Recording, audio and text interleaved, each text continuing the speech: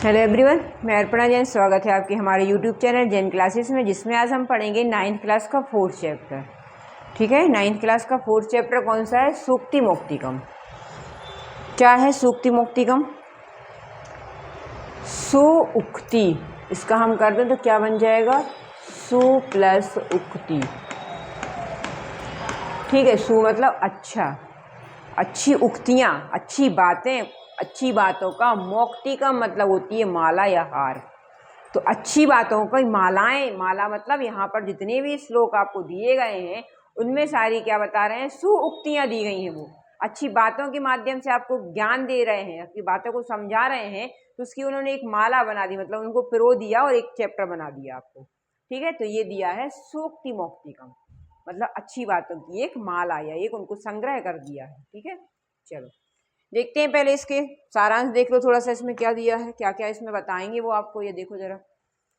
प्रस्तुतम पाठ नैतिक शिक्षणायाम प्रदायक रूपेण वर्तते। कह रहे हैं प्रस्तुत पाठम मतलब इस पाठ में क्या बताना है? नैतिक शिक्षा के जो प्रदायक के रूप में विद्यमान है। ये जो पाठ है वो आपको नैतिक शिक्षा पढ़ाए, मैं नैतिक शिक्षा देगा।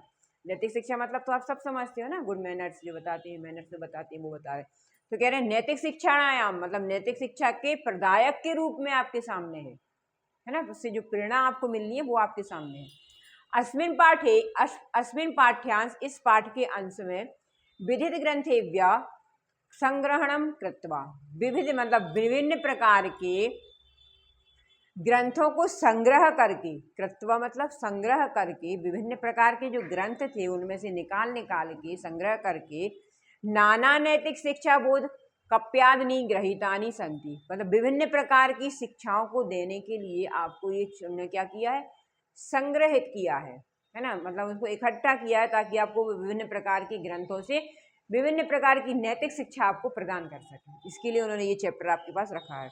अत्र यहाँ पर सदाचारणस्य महिमा, सदाचार की महिमा, प्रिय वाक्य आवश्यकता, प्रिय वाणी की आवश्यकता, परोपकारिणाम स्वभाव, परोपकार का स्वभाव, गुणार्जन से प्रेरणा, गुणीजनों के लिए प्रेरणा, गुणीजनों की प्रेरणा, मित्रताया स्वरूपम, मित्रता का स्वरूप, श्रेष्ठ संगति प्रशंसा, अच्छी संगति की प्रशंसा, तथा चा सत्संगति प्रभाव, और सत्संग का क्या प्रभाव होता है हम पर, इत्यादि नानाम विषयाणाम निरूपणम अस्ति।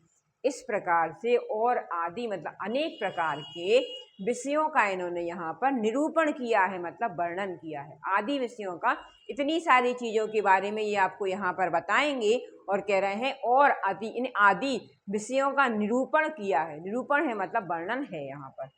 फिर कह रहे संस्कृत साहित्य, संस्कृत साहित्य में नीति ग्रंथानाम समृद्धा परंपरा दृश्यते।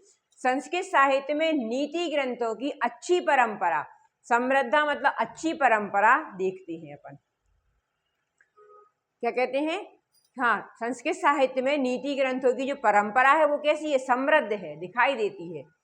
तत्र प्रतिपादिक शिक्षाणाम, इसमें प्रतिपादित अनुगमनम कृत्वा, शिक्षा का अनुसरण करके, अनुगमन मतलब उन्हीं के अनुसार, उन्हीं के रास्ते पर चल के करके, जीवन साफल्यम कर्तुम शक्नुम, हम अपने जीवन को सार्थक कर सकते हैं। किस प्रकार से करके? कि हम उन्हीं की प्रतिपादिक शिक्षा नाम, उन्हीं की दी गई शिक्षाओं को प्रतिपादित करें, अपने आप में समाने की कोशिश करें, उसका हम अनुसरण करके अपने जीवन को सफल कर सकते हैं, ऐसा इस चैप्टर में बताया गया है।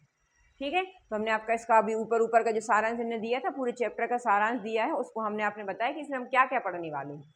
देखो, यह प्रस्तुत पाठ नैतिक शिक्षा के प्रदायक के रूप में विद्यमान है। इस पाठ में अनेक प्रकार की नैतिक शिक्षा को बताने वाले पद लिए गए हैं, जिसमें यहाँ पर सदाचार की महिमा, प्रिय वाणी की आवश्यकता, परोपकारियों का स्वभाव, गुणी लोगों की प्रेरणा, मित्रता का स्वभाव, श्रेष्ठ संगति की प्रशंसा और सत्संगति के प्रभाव आदि विषयों का वर्णन किया गया है। संस्कृत साहित्य में नीति ग्रंथों की अच्छी परंपरा दिखाई देती है। इसमें प्रतिपादित शिक्षा का अनुसरण करके जीवन को सफल कर सकते हैं। ठीक है, मतलब इन्होंने क्या कहा कि जो संस्कृत का जो साहित्य है वो बहुत अच्छी अच्छी बातों से भरा पड़ा है। उसको अगर हम उसका अनुसरण कर लें, उनकी दिखाए गए रास्तों पर हम चल लें, तो हम क्या कर सकते हैं? अपने जीवन को सफल कर सकते हैं। चलो, अब इन्होंने पहला श्लोक दिया है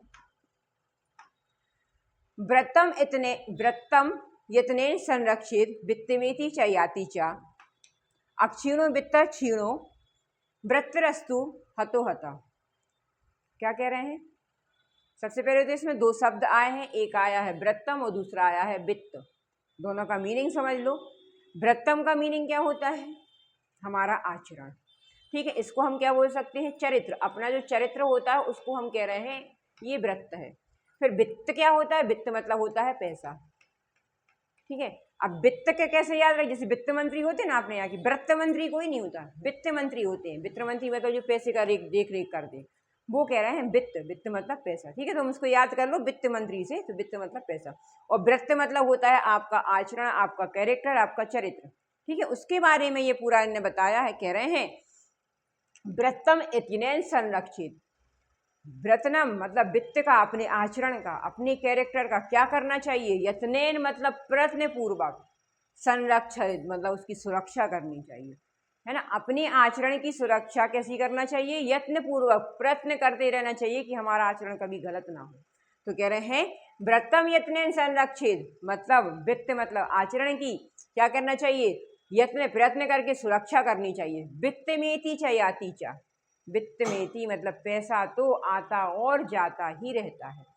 वित्तमेति, वित्तमेति मतलब पैसा तो, चा याति चा आना और जाना होता रहता है ना। अब कह रहे हैं अक्षीणो वृत्तता क्षीणो। कह रहे हैं अगर वित्त नष्ट हो जाता है, अगर वित्त अक्षीणो मतलब नष्ट हो जाता है, तो क्या कह रहे हैं? क्षीणो व्रत हस्तु हतो हता। अगर पैसा आपका नष्ट हो गया तो कुछ भी नष्ट नहीं हुआ। अक्षीणो, अक्षीणो मतलब नष्ट होना। अगर कुछ भी आपका पैसा नष्ट हो जाता तो कुछ भी क्षीण नहीं हुआ आपका। परंतु व्रतस्तु हतो हता, मगर पैसा अगर आपका चरित्र नष्ट हो जाता है तो हतो हता मतलब सब कुछ नष्ट हो जाता है।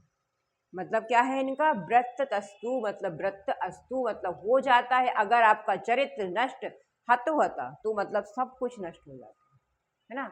जीवन खराब हो जाता है अगर आपका एक बार कैरेक्टर खराब हो जाता है ना।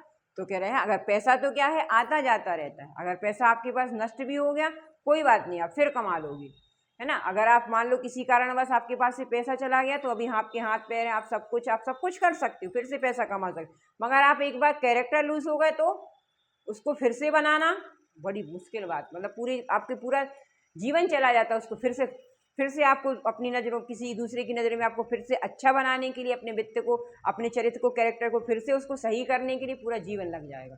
तो कह रहे हैं कि पैसा अगर नष्ट हो गया तो कोई बात नहीं, हम फिर से कर लेंगे, मगर आपका कैरेक्टर चला गया तो उसमें आपका जीवन नष्ट हो जाता है। देखो इसका पहले अन्वय करके देखो। व्रतम यत्नेन मतलब चरित्र को यत्न पूर्वक संरक्षित मतलब रखना चाहिए, संभाल कर रखना चाहिए। वित्तम एति च याति च, वित्त तो पैसा तो आता और जाता रहता है। वित्तता क्षीण, वित्त के क्षीण हो जाने पर अक्षीण भवति कुछ नष्ट नहीं हुआ। परंतु वृत्ता क्षीण, वृत्त के मतलब चरित्र के नष्ट हो जाने पर तो हता हता हानि ही हानि है, मतलब सब कुछ नष्ट हो जाता है। अर्थ देखो, मनुष्य को चरित्र की प्रयत्नपूर्वक रक्षा करनी चाहिए। धन तो आता है और चला जाता है, ठीक है। धन के कम होने पर मनुष्य क्षीण नहीं होता, मनुष्य का कुछ भी नहीं जाता, मतलब अगर पैसा चला गया तो कुछ नहीं गया आपका। परंतु चरित्र की नष्ट हो जाने पर मनुष्य का विनाश ही हो जाता है। एक बार आप किसी की नजरों में गिर गए, आपकी एक बार किसी कहीं से आपका कैरेक्टर खराब हो गया तो उसको आप खराब ही मानेंगे लोग, है ना। उसको संभालने में आपको जीवन निकल जाएगा। तो क्या कह रहे हैं कि हमें इसी प्रकार कह रहे हैं कि हमको व्रत की रक्षा करनी चाहिए, अपने चरित्र की रक्षा करनी चाहिए, ना कि पैसे की। पैसा तो फिर आएगा फिर चला जाएगा, ठीक है। समझ में आ गया ये वाला? चलो नेक्स्ट देखो, सेकंड दिया है सूर्यताम धर्म सर्वस्व श्रुत्वा च अवधार्यतम आत्मना प्रतिकूलानि परेशान न समाचरे। श्रूयताम सुनो, क्या कह रहे हैं? श्रूयताम मतलब सुनो। किसको सुनो? धर्म सर्वस्वम, धर्म की सभी बातों को, सभी धर्मों की बातों को सुनो। फिर श्रुत्वा, त्वा प्रत्यय लगा, कर्या करके अर्थ निकलेगा सुनकर, और चा इसमें से निकाल देंगे तो यहाँ पे आ बचेगा चा, और अवधार्यताम, चा एव अवधार्यताम, यहाँ पे एव बनेगा फिर अवधार्यताम, और सुनकर उनको धारण करो, है ना। क्या कह रहे हैं? सभी धर्मों की बातों को सुनो और सुनकर उनको धारण करो।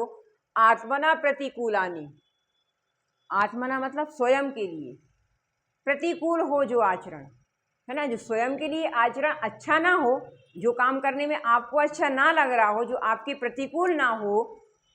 परेशान ना समाचरित, परेशान मतलब दूसरों के प्रति भी वैसा आचरण ना, नहीं, समाचरित नहीं करना चाहिए। क्या समाचरित मतलब आचरण, है ना। क्या कह रहे हैं, सम आचरित मतलब समान आचरण, वैसा ही आचरण आपको नहीं करना चाहिए दूसरों के प्रति जो आपके लिए आत्मना मतलब खुद के लिए अच्छा ना लगे, है ना। इसीलिए कह रहे हैं कि सभी धर्मों की बातों को सुनो और सुनकर वैसा ही आचरण। देखो धर्म कोई भी हो, उसमें गलत बात कहीं भी नहीं बताई जाती, ठीक है। कोई भी धर्म हो, कोई भी धर्म ले लो, अपन हिंदू ले लो तो भी, मुस्लिम ले लो तो भी, सिख, कहीं पर भी गलत बातें कहीं नहीं बताई जाती। तो इसीलिए कह रहे हैं कि धर्म सर्वस्वम मतलब धर्म का सब कुछ सुनना चाहिए, है ना। सभी धर्मों को सुनना चाहिए और सुनकर उनका अवधार्य उनको धारण करना चाहिए, ठीक है। आत्मना प्रतिकूला नाम, जो आत्मा जो आचरण आपके प्रतिकूल ना हो, है ना, आपको जो अच्छा नहीं लग रहा है, जो आपके प्रतिकूल नहीं है, है ना, तो वैसा आचरण आपको दूसरों के प्रति भी नहीं करना। परेशान मतलब दूसरों के प्रति नहीं, सम आचरित वैसा ही आचरण आपको दूसरों के प्रति नहीं करना चाहिए, ठीक है। अनुवाद देख लो। धर्म सर्वस्वम श्रूयताम श्रुत्वा मतलब धर्म की सभी बातों को सुनो, सुनकर चा एव अवधार्यताम और उनको धारण करो। आत्मना प्रतिकूलानी अपने प्रतिकूल जो आचरण नहीं है, परेशान ना समाचरित वैसा दूसरों के प्रति भी नहीं करना चाहिए, ठीक है। जो हमको अच्छा नहीं लग रहा वो दूसरों के प्रति भी मत करो। मनुष्य को धर्म का सब कुछ सुनना चाहिए, मतलब सार, जो धर्म का जो सार है वो सुनना चाहिए और सुनकर उसे मन में धारण करना चाहिए। जो व्यवहार अपने अनुकूल नहीं है, जो आपके लिए प्रतिकूल नहीं है, आपके लिए जो प्रतिकूल है वो आपके लिए अनुकूल नहीं है। अनुकूल मतलब अच्छा, प्रतिकूल मतलब उससे वो विपरीत प्रतिकूल होता है। तो जो आपके प्रतिकूल है ना, उसको क्या कह रहे हैं, जो आपके अनुकूल नहीं है मतलब प्रतिकूल है, वैसा व्यवहार दूसरों के साथ भी नहीं करना चाहिए, ठीक है। समझ में आया। ऐसा नहीं कि जो हमें अच्छा नहीं लग रहा तो हमने दूसरे पे थोप दिया, हम वैसा दूसरे के साथ नहीं। अगर तुम्हें अच्छा नहीं लग रहा तो दूसरे को भी अच्छा नहीं लग रहा होगा, ठीक है। ऐसा नहीं करना चाहिए कह रहे हैं। चल नेक्स्ट दिया है, प्रिय वाक्य प्रदानेन सर्वे तुष्यन्ति जंतवा तस्मात् तदेव वक्तव्यम वचने का दरिद्रता। प्रिय वाक्य प्रदानेन, प्रिय वचन बोलने से, क्या कह रहे हैं, प्रिय वाक्य प्रदानेन मतलब दूसरों के प्रति दूसरों अच्छे वचन बोलने से, अच्छे वचन बोलने से कह रहे हैं सर्वे सभी तुष्यन्ति जंतवा, जंतवा मतलब पशु पक्षी मनुष्य सभी कैसे होते हैं, तुष्यन्ति खुश होते हैं, संतुष्ट होते हैं, है ना। क्या कह रहे हैं कि अच्छे वचन बोलने से, हम जानते हैं कि अच्छे वचन बोलने से सभी संतुष्ट होते हैं, खुश होते हैं। तस्माद इसलिए, तदेव वक्तव्यम वैसा ही वक्तव्यम बोलना चाहिए, बचने का दरिद्रता। तो फिर बोलने में इतनी कंजूसी क्यों। जब हम समझ रहे हैं कि सभी हम अच्छा बोलेंगे तो सभी को खुशी होगी, मगर हम अच्छा कहाँ बोलते हैं, है ना। क्यों नहीं बोलते, क्योंकि ऐसा ना लगे कि वो उसको हम बहुत अच्छा बोल दे तो वो पता नहीं हमको क्या समझने लगे, या हो सकता है कि उसको लगे कि अरे यार ये तो बहुत ही मतलब मीठा बोल रहा है, कुछ गलत अर्थ निकाल ले, है ना। तो क्या कह रहे हैं कि फिर भी ये क्या कह रहे हैं कि वैसा ही बोलना चाहिए, वैसा मतलब मीठे वचन ही बोलने चाहिए। कह रहे हैं प्रिय वाक्य प्रदानेन, प्रिय वचन बोलने से सर्वे तुष्यन्ति जंतवा सभी मनुष्य सभी जीव जंतु प्रसन्न होते हैं, खुश होते हैं। तस्मात् इसीलिए, तदेव वक्तव्यम तद एव वैसा ही वक्तव्यम बोलना चाहिए, बचने का दरिद्रता। तो बोलने में इतनी कंजूसी क्यों, दरिद्र इतनी गरीबी क्यों, अच्छा बोलने में इतनी कंजूसी किस लिए करना, जब हमको पता है कि अच्छे बोलने सब कुछ हो जाएंगे। इसका वो देखो, अनुवाद देखो। सर्वे जंतव्य प्रिय वाक्य प्रदानेन तुष्यन्ति, सभी जंतु या सभी मनुष्य, प्रिय पशु पक्षी जो भी हैं, प्रिय वचन बोलने संतुष्ट होते हैं। तस्मात् इसीलिए, तत् एव वक्तव्यम वैसा ही वक्तव्यम बोलना चाहिए, बचने का दरिद्रता। बोलने में इतनी दरिद्र या कंजूसी किस लिए कर रहे हैं फिर हम, है ना। अर्थ देखो इसका, सभी प्राणी प्रिय वाक्य बोलने से प्रसन्न होते हैं, इसीलिए हमें मीठे वचन ही बोलने चाहिए। बोलने में क्या दरिद्रता, अर्थात मीठे वचन बोलने में कंजूसी क्यों हम इतनी कंजूसी कर रहे हैं, जब हमको पता है कि अच्छा हम बोलेंगे तो सामने वाला हमको रिप्लाई भी अच्छा ही देगा, ठीक है। चलो एक और देख लेते हैं आज।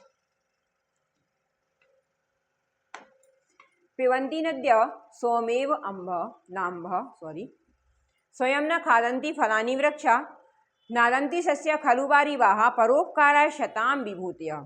क्या कह रहे हैं इसमें इसमें बता रहे हैं परोपकार करने वालों की इन्होंने प्रशंसा की है। यहाँ पर उनके बारे में ये बता रहे हैं कि क्या कर सकते, दूसरे जो उपकार करते हैं वो क्या करते हैं, दूसरों मतलब सज्जन लोग जो होते हैं वो दूसरों पर उपकार करके भलाई करते हैं, ये उनका क्या है, आभूषण है ना।